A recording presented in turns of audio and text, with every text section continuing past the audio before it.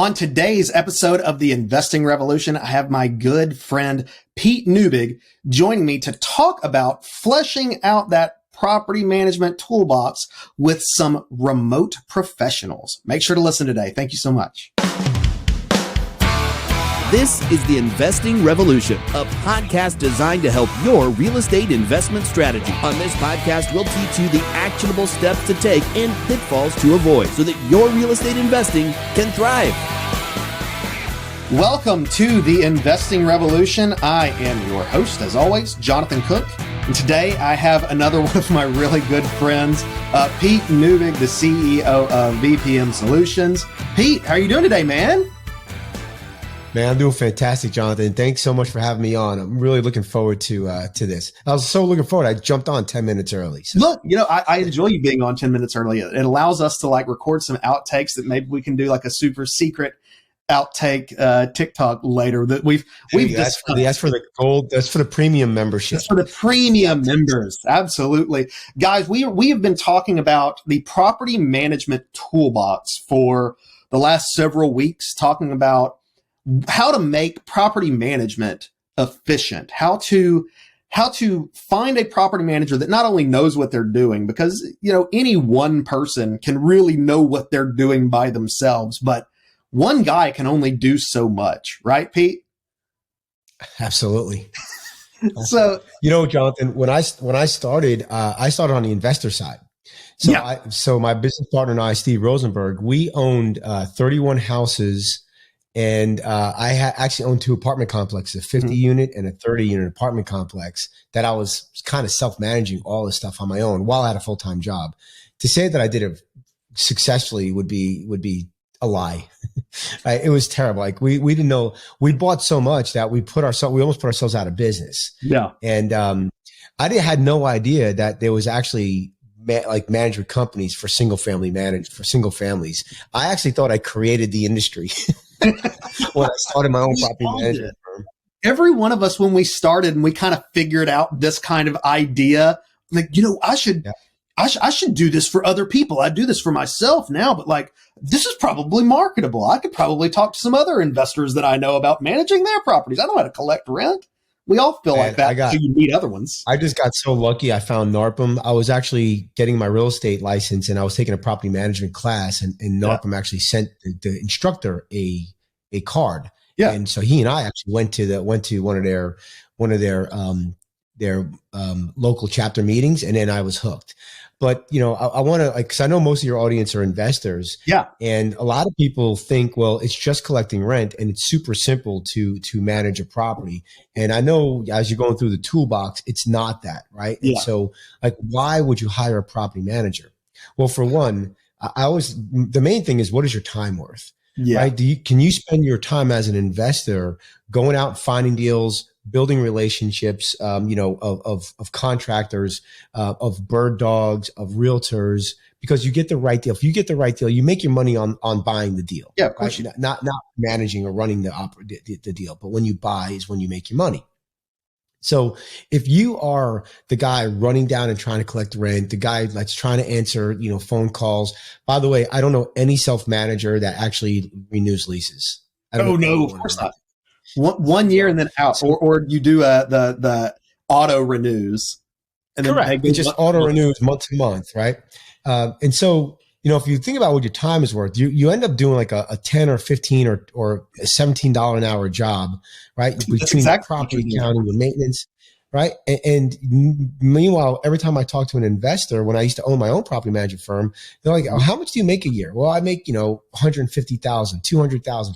I'm like, what is that per hour? Just curious, right? And it's a lot more than the $10 or $12 an hour of the job that you're asking. $40 an hour or something at 125, something like that. And then they're like, yeah, I saved so much money by managing my property. And I'm like, managing property typically takes about 10 hours a month for just a couple of properties, right? Between your accounting, maintenance, if you're supposed to do everything.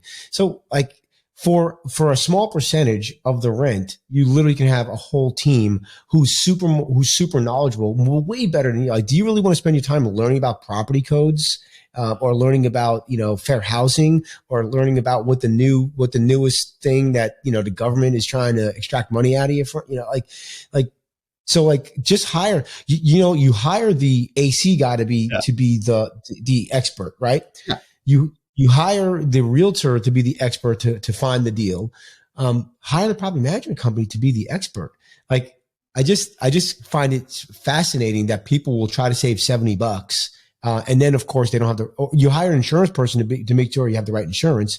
The property manager is the guy who makes sure your asset, which is usually the number one wealth that you have as an individual, to make sure that asset is running at top speed.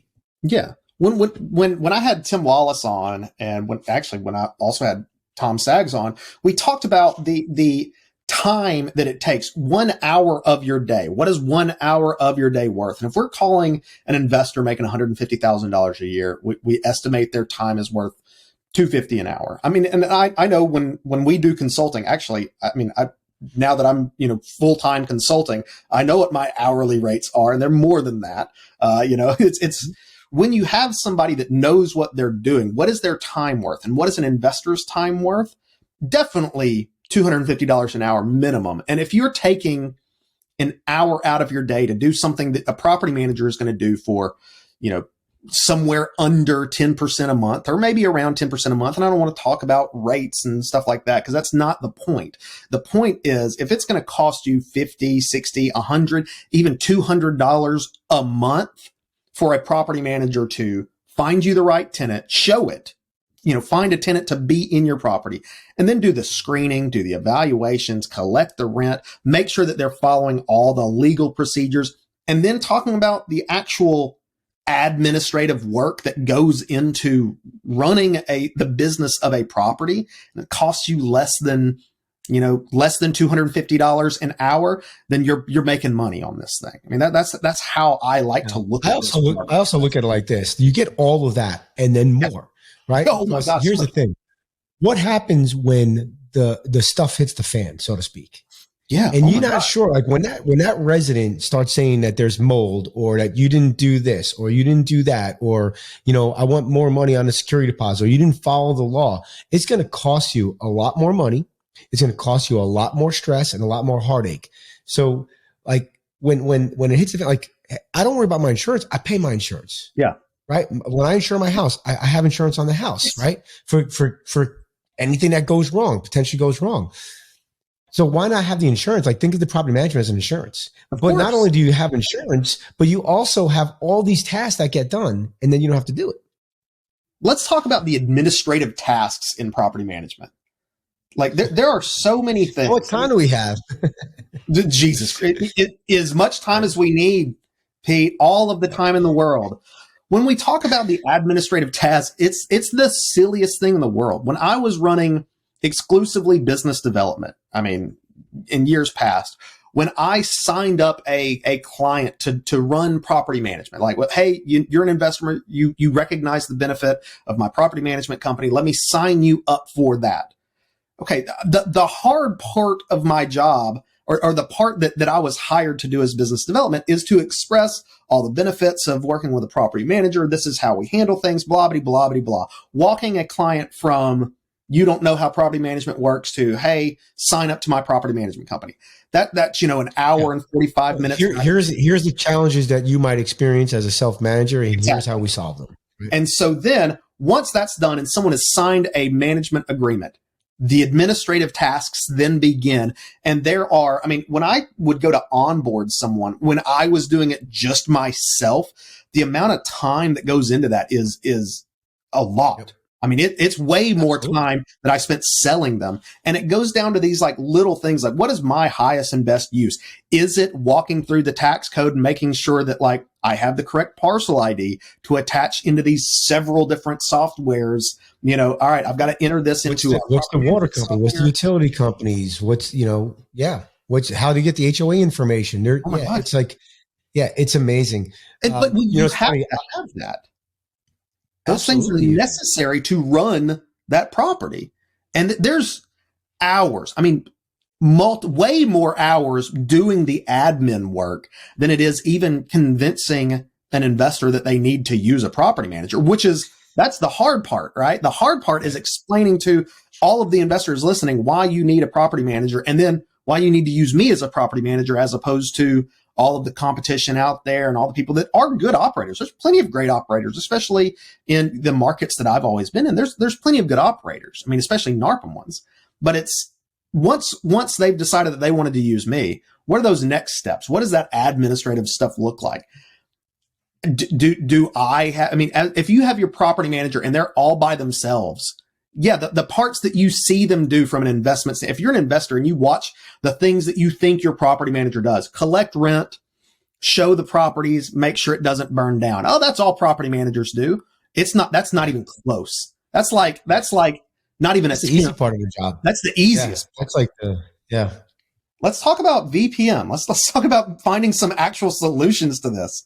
Tell me a little bit about how you started. I mean, tell us a little bit. I mean, some of our listeners know who you are, Pete, but you've been in this industry for how many years? I mean, you've had your own company. You've worked for some big companies out there. You've kind of seen all aspects of property management, right? I mean, that's what you were going with from the beginning here. You invented the industry. I'll give it a real quick high level, right? Yeah. So I started in 2001 when I bought my first investment property. Matter of fact, I closed on a 100-unit apartment complex and a duplex the same day. It's kind of interesting. But I started from 2001 to like 2010 just buying properties, right? Buying all the wrong ones, by the way. So like, another thing I'm a big fan of is mentors and coaches. So like, you know, if you are doing this and you don't have a mentor and a coach, or like a business coach, like kind of like what you guys are, Jonathan, you're gonna make so many mistakes. So learn from others, right? And then I started because I bought so many properties. I started my own management company, and the idea was manage my own properties. And the goal was, Steve and I said, we're going to have 500 properties. We're going to manage them. And then next thing I know, I own 31 and I'm managing 67 properties. And I'm like, how am I managing all these properties? And of course, Steve's like, oh, this guy needed help and this guy needed help. And Steve's like he's an innate salesperson, right? Yes, he is. So we're managing all these properties. And now I'm like, holy crap, we better learn what the hell to do. Like, we didn't know what we were doing. We were literally like self-managers that now we're managing third party. Yeah. And luckily I found NARPM. So we started our business with about 30 properties in 2000. I'd call it 11. 12 is when I quit my full-time job. And then I focused only on Empire Industries, which was the property management arm of our real estate business. And so we had a couple of properties in different LLCs, and then Empire was the management aspect of it.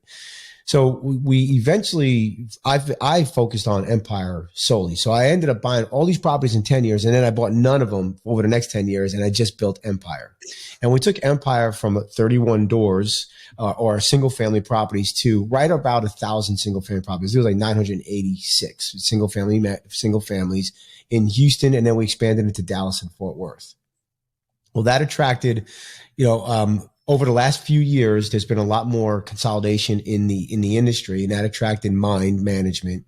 And so we ended up selling our firm to Mind Management, and then I took on a EVP role, executive vice president role, which, basically it was just it was like a property manager, I guess. Yeah. But I had this nice title. And then I was there for a couple of years, year and a half. And I started VPM Solutions in June of last year. So we went live June of 2021. And we got our first, we went live in June 2021 with the platform. And then in October, we started advertising to property management companies that, hey, we have this platform. And the platform is basically, I call it like Match.com for property managers or people that own real estate, right? It's Match.com for the real estate industry. So if you're a property manager and you're looking for remote teamwork, right? Virtual assistants, remote team, the international team members, whatever you want to call them.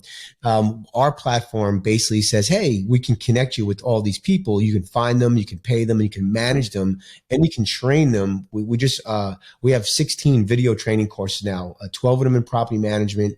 Sorry, we have 12 in property management and 6 in sales and marketing. And it's geared all for real estate industry. And Yeah. so the reason why I started that though, Jonathan, was because at Empire, my business was always in the red until I had so many properties. Then I would get in the black, meaning I wasn't profitable until I had so many properties, because you need so much revenue to support the staff. But we're in this kind of seesaw, right? As I get more properties, now the staff is like, for me to make money, the staff had to be stressed. Yeah, of course. Right. So then the staff gets so stressed that either I lose somebody or I have to then hire somebody. And when I hire them, all of a sudden my profit margin was either, negative or very little. And then I'm back to making sure that I go find properties. And so you're kind of in this seesaw battle. And when I found out that I can hire virtual team members for a fraction of the cost as my team in the United States, all of a sudden I went from, making very little money or negative cash flow into, a 20% profit margin. It was that big. Yeah. Right. So my overall salary was 56% of our revenue. Mm-hmm. And then when I hired the virtual team members, I hired more people. So I got rid of some poor performers, and people, as they would leave, I would replace them not with one, but with two people or three even. So I hired more people, but my overall salary went down to 34% of our revenue, which is more of in line with what a company should be. Yeah, that's kind of the alignment, especially service-based company. Mm-hmm. 50. So think about that. So I saved whatever 20%, 22%. Each one of those, $1 saved is $1 earned. Yeah, right. So if I bring in $1 revenue, I'm only making 20 cents. But if I save $1, I'm making $1. Yes, you are. Right. But then the main thing that happened was the team was able to do more tasks. I have more people. We're able to do more tasks. And my property managers were able to focus more on client relations. Yeah. And that's really what happened. And I think that's one of those things that when you go to talk about virtual team members and outsourcing, oh, you got people in the Philippines or Mexico or India making calls to do whatever. That's one of those things that I've always heard people make these, big sweeping complaints about. Oh, why, that means your quality is going down. And it's like, no, it's not. Having virtual team members that are trained really, really well, but to handle the aspects of property management that you can take your really highly skilled property managers and business development team members and the people that have a massive amount of skill in that customer relations model. It doesn't detract in any way, shape, or form from the amount of customer service that we're able to provide our clients. Because, okay, when we have virtual team members handling things that are, I need someone to type this much stuff together. I need you to collect this data and spread it over 15 softwares, or this many, emails that have to go out, or this many, tags to, this utility company. And there's so many things that it's not a customer relations situation. It is, I need someone to connect these dots and all of these workflow processes, while my really highly skilled, great customer service team members can now have all of that time back in their day that they can use to make these follow-up calls, that they can call our clients and say, hey, it used to, my day was filled with all of this admin work that took me away from the ability to make this follow-up call to check in with you to say, hey, what are you thinking about this? We've been marketing your property for a week now, and this is what we've seen. Maybe we should make this little tweak here. And so they can take their knowledge of what they've built their career doing, and they can put it back to highest and best use, right? That's what we're talking about here. Yeah, you've touched on so many points there. So I'm gonna try to react to a couple of them. So The first thing was, in our philosophy at Empire was tasks were done with the remote team members, and thinking was done in Houston or in the US. Okay.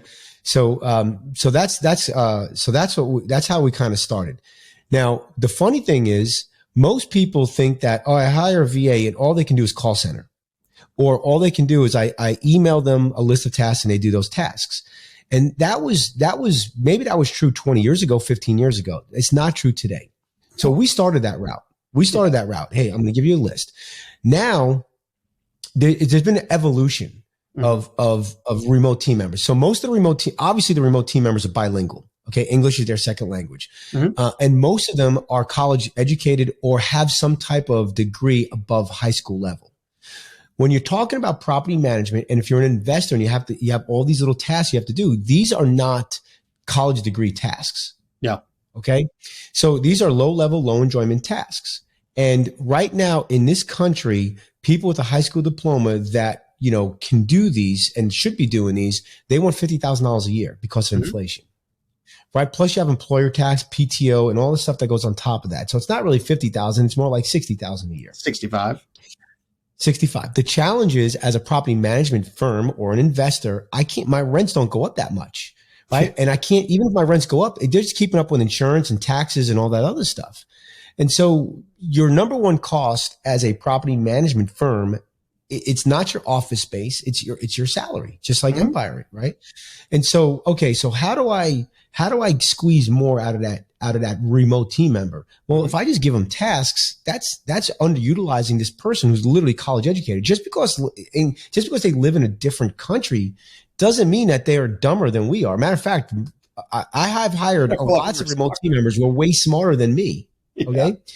So that's how we started. Then we're like, oh, wow, wait, these guys can do more than that. So then we started giving them kind of what you said. Here are tasks for a specific process. Yes. And you're going to work with the property manager, or if I'm smaller and I'm portfolio based, then these are my low level, low enjoyment tasks that I don't like to do. Right. And then what we realized is they can actually own the process, start to finish. So now I had a lease renewal person. She actually talked to owners. She actually talked to residents. Now, she didn't do no negotiating. Because she wasn't licensed. But what she did is, do you want to renew the lease? Are you going to move in? Are you going to move back into the property?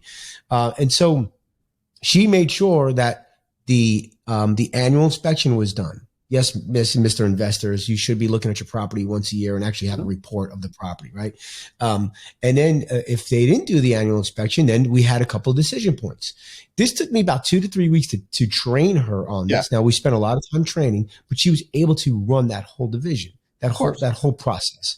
And then all of a sudden, I have my maintenance team, my turn team, all in Mexico or Philippines or in the second, third world country. Sure. Now, what you alluded to, Jonathan, is how does that affect your property manager? Well, by the way, the escalation to this remote team member is that they can become middle management and they can become upper level management in your company. They actually were. I actually had remote team members supervising team members in the U.S. So I have people so that's where it can go. I think you can get a CFO. I don't know about a CEO, but I think you can get a CFO and high level. I think that's where we're going with this. Okay? Yeah. But how does this affect your property managers? So now, I'm proposing this. Hey, we're going to have all of these maintenance calls go to the people in Mexico. They're going to troubleshoot. They're going to do this. They're going to do that. And your property managers are so used to being reactionary. They're so used to being task based that they are reluctant to change. Of course. Okay. But you have to paint the picture for them. What does the picture look like? Well, first, the picture is you don't have to take calls after 5 o'clock. You don't have to work nights and weekends, 70-hour work weeks anymore, because we have people doing this stuff for you.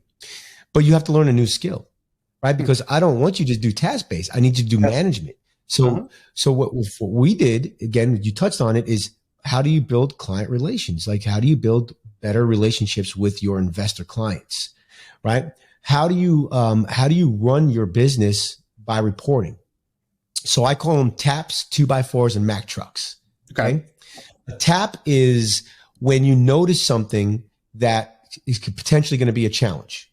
Okay. But you catch it real quick. Example might be a work order fell off the plate and it's open for 4 days and no one's touched it. Okay. That's not gonna, your investor client or your resident are not going to threaten you with a lawsuit right away if something's 4 days old. Sure. If that work order goes undetected for a month, now it's a 2x4, meaning I got a negative review. I've gotten stress coming up up to management. We got to spend all this extra time and effort to solve this problem, and now we have to stop everything we're doing to literally go back in time and try to solve this thing. And then the Mack truck is, oh, by the way, this was a water leak and there's mold everywhere, and now it's thousands and thousands of dollars, right? Or it's a lawsuit. It's not just a client that fired you, but now they filed a lawsuit. The residents got sick and there's a lawsuit going on. That's the Mack truck. Yeah.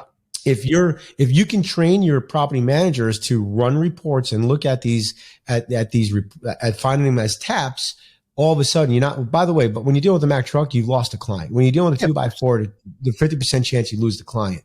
And so churn is a big challenge in our industry, right? So how do you reduce the churn? You build relationships. How do you reduce the churn? You find things before they become challenges. Yeah. So now you're managing the team, right? The maintenance team and the lease renewal team and the collections team. You're finding the taps, and you're making sure you're making the adjustments and solving issues before they become big issues. And then you, as the property manager, you take the 10% of the escalations, or let's call it 20%. But I just saved 80% of your day. Right? Yeah. So now what do you do with that 80%?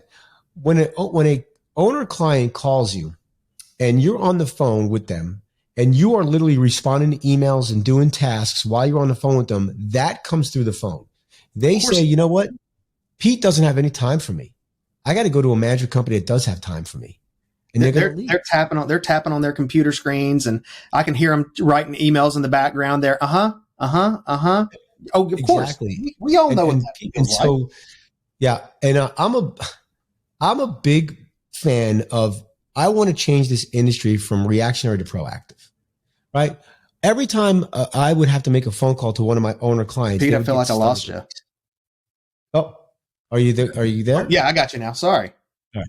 So what I was saying, Jonathan, is I feel like I want to change the industry from reactionary to proactive. Yes. Right. So example is when you own a management company or you're a property manager, every time you call your owner client, what happens? They get a stomach ache because they know you're delivering bad news. Right. So how can we, right? Why else would you call? So how can you create a relationship where you're calling and they're not just telling you go for this, go for that, right? I call property managers gophers because the property owner expects you to go to the house and sit there and wait for the gas guy to turn on gas. They expect you to go to the house and fill up the pool with water, right? They want to talk about the 14-cent overcharge on, when I replace a toilet, it's only $99. You guys charge me $99.15. Like, you're having these small-minded conversations, which means that they're never going to respect you for the big conversations.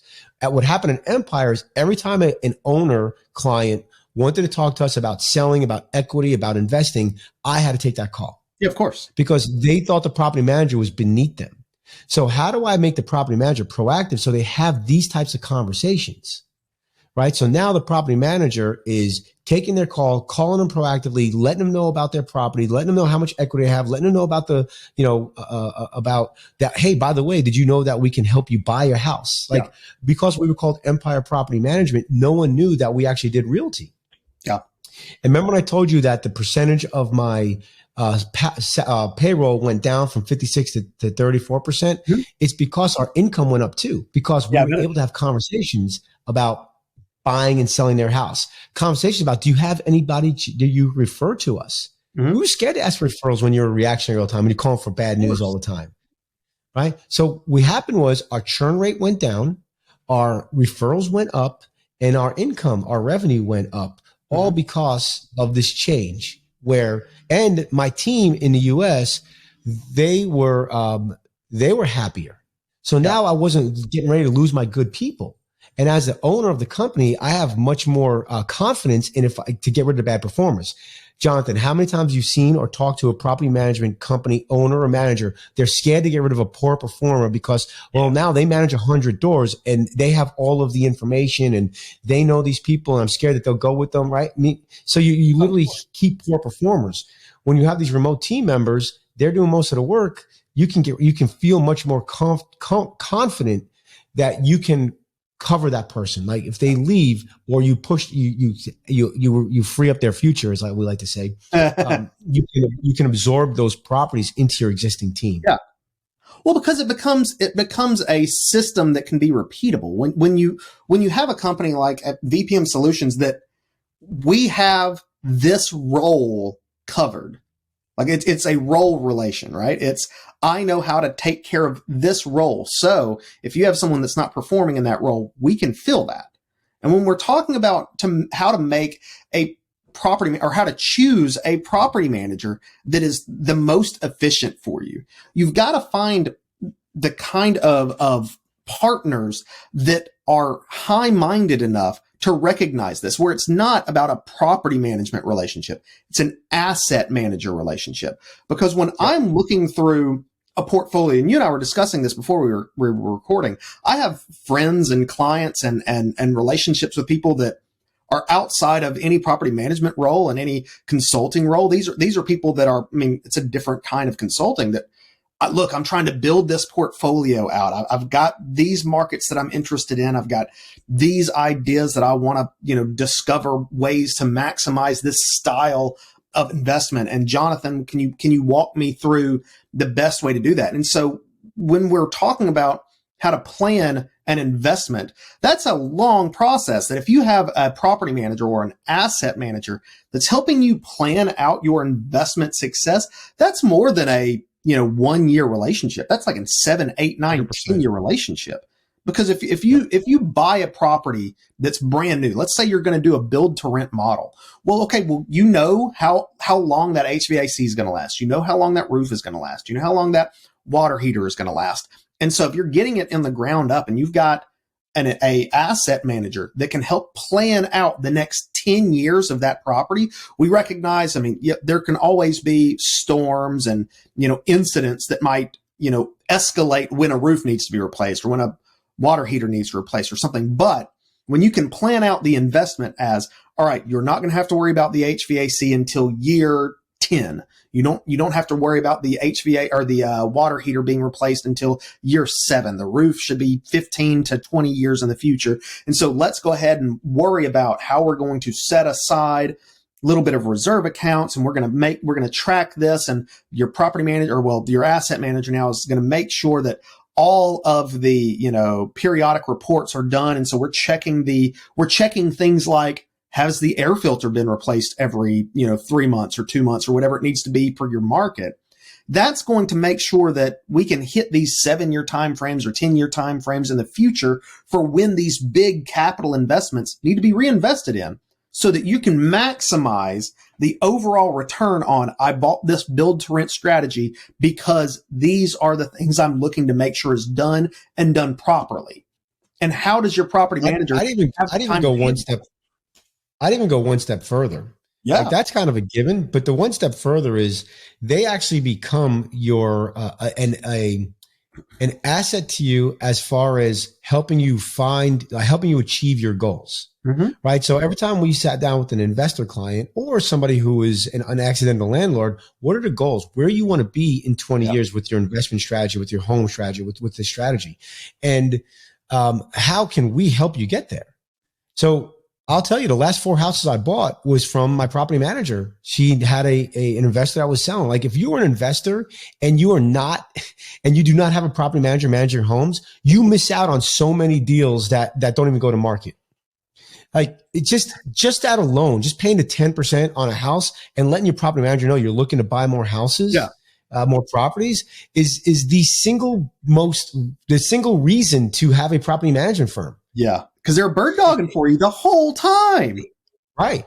Like, so I'll give you an example. I bought 4 properties in a package in January of 2020. What happened in March of 2020? We had that little thing called the pandemic, right? Yeah. On average, I bought these homes, 4 of them in Houston. On average, I bought them for $130 a pop. Mm-hmm. On average. Yeah. They are all worth close to $200 now. Of course they are. Of course they are. I mean, because it went all up. I mean, all because we had an investor, he needed to get out, wanted to get out. And I'm like, okay, I have the means to buy this property. By the way, there was more properties I came across. I just, you can't buy them all. But again, so it's so important.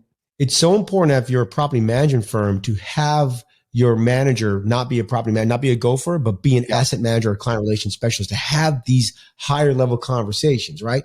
Like, hey, we're going to talk about the 10 years of the AC, the roof, right? That's great. That's asset management. But hey, let's talk about you. Let's talk about your wealth building. Let's talk about your family, right? And if you can do that and they build that relationship, they're not leaving. Those folks are not going to, so you made a mistake and the AC, you know, something happened and you didn't get something done in time, whatever. But that's small potatoes compared to the relationship that I've built with you and helping you achieve your goals. That's exactly right. I mean, and that's what, so to bring it back to the virtual team members, all the virtual team members that are doing the work for that property manager allow that property manager to graduate to an asset manager and allow them to build those relationships. And in my opinion, I mean, the earlier start of this podcast, when I first started, you know, walking through the investing revolution, when we started planning out the episodes and how we were going to discuss, you know, helping investors to make smart decisions with their money and smart decisions on who they choose as property managers, that's the goal, is getting this kind of information to people. Because if you just think of property managers as a gopher, exactly what you're talking about, you are failing to capitalize on one of your biggest assets that you have. Let's talk about real asset managers. And that's what this is.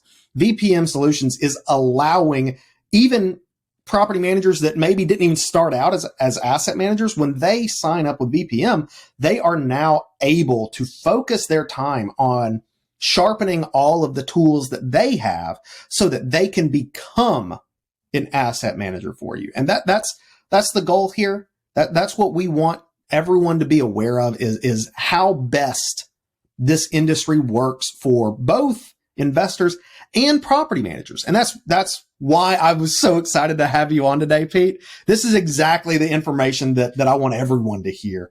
I'm so excited that you were here, man. One of the self-limiting beliefs of property management owners or companies are that, well, the owner has to talk to the property manager. And if the property manager doesn't know what's going on with the house, the owner is going to leave. And that's just not true. I proved that model with Empire Industries. Yeah. Right? We didn't lose a lot of people. Now, I will say this. An owner does not care who calls him. So if you're proactive and you're calling the owner about an issue with maintenance, and it's not the property manager that calls, but it's the maintenance person, they don't care. Lease renewal person calls about a lease renewal, they don't care. What the owner cares about is when they call in. So they're proactive calling in. So now you're reactive. They want to call the property manager. Okay. And they don't want to say, okay, well, Mr. Owner, okay, well, that's Jim in maintenance, so I'm going to send you to Jim. No. You don't do that. What you do is you take all the information, and then the property manager, this is an escalated issue now. Yeah. You, as a property manager, go talk to Jim and Phyllis and whoever else, get all of the issues resolved, and then you call the property owner back. That's so there's a misconception and a self-limiting belief, like the property manager has to talk to the owner. Yeah. No, they don't. They only have to talk to him when the owner, and if you can become more proactive, the owners don't call you in. If you can find the taps before they become 2x4s, owners not calling in. By the way, the owner doesn't want to talk to you. They really don't.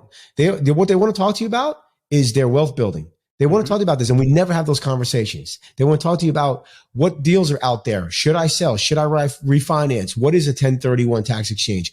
They are looking for information, and we as property managers have a lot of that information. And so let's help them so that they don't have to go find a realtor who gives them misinformation. Sorry, realtors out there. But a lot of them give them misinformation. They buy the wrong house, and then they say, okay, yeah, I want to make 14% cash flow on this house, and you just overspent on the house, and the rents they're not big. The rents don't cover the costs. Yeah, you just can't make the money. I think I wrote an article once about the specifics of market-specific market analysis and how one anchor property can screw up a market analysis so bad because people just use averages. You end up with one really nice house on a hill that happens to be within a local radius. It's like, oh yeah, look, my rent went up to my rent value is $3,000 a month now. No, it's not. There's one up on the hill worth $5,000 a month. Yours is worth 15. I'll tell you one thing a property manager won't do is they won't inflate the leases. They won't inflate the lease amount, because they know if they can't rent it, they have a problem on their hand. Exactly. So the realtor will inflate the lease amount because they are going to sell it and they're gone. That's it. Yep. Pete, it has been an absolute pleasure. I think this has been one of those philosophical episodes of the investing revolution that lets both investors that hear this go like, oh, you've given me so much to chew on here. And the property managers that actually listen to this episode, they have something that they can sit there and go, ooh, how do I become an expert in all of these asset management skills? The answer to that is find a way to get out of the gopher mentality. And one of the best ways to do that is to give Pete a call and look at VPM Solutions, right? Yeah. So if you go to our site, vpmsolutions.com, we actually have over 50 job descriptions on what remote team members can do. So if you're a real estate investor or a property management firm, you can go there and look at them. We provide what the English level should be. We provide what the DISC profile, if you're into personality profiling, should be, and we give you key performance indicators per job role. So that's incredible. That's the first place to start. And you can create it's free for you to use. The way VPM makes money is when you do hire somebody, then VPM takes 10% of what the remote team member makes from the remote team member side. So there's no charge for the company or the real estate investor to go look for somebody, find them, post a job, and hire them. And then VPM doesn't set the market. You negotiate directly with the remote team member on what that hourly rate's going to be. Okay. And then VPM Solutions allows you to manage them. And we have, I think, 16 training videos. And in January, we're going to have, I think, 3 or 4 more going up. So we're going to continuously provide free training for not just remote team members, but here, Jonathan, I'm going to put it out there on your podcast. Yeah. We're actually going to have training now for property managers, real estate investors, and companies on the platform. Whoa. It's not just going to be for remote team members anymore. That's some big news. I'm glad that I'm working with right now. I got 4 or 5 people that service the industry that are building content that we're going to create a training course from. Dude, that is fantastic. Dude, thank you so much. Pete, thank you so much for being on the podcast today. Listeners, make sure to like and subscribe. Hit the bell notification at the top of the page if you're on the YouTube. Thank you all so much for joining me today. And you know what? We will see you in 2 weeks on the next episode of the Investing Revolution. Thank you so much again, Pete. I really appreciate it. It's been a blast today. You're welcome. Thank you for having me. Thank you.